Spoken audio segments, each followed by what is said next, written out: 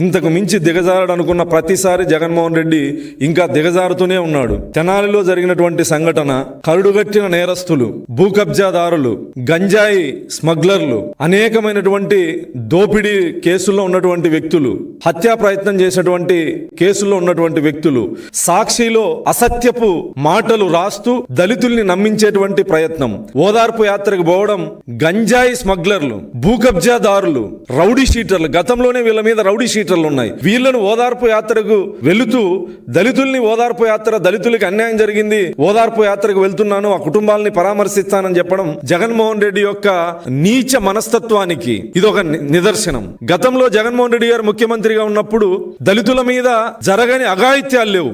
దళితుల మీద ప్రతినిత్యం దమనకాండ జరిగింది, హత్యలు జరిగాయి, మానభంగాలు జరిగాయి.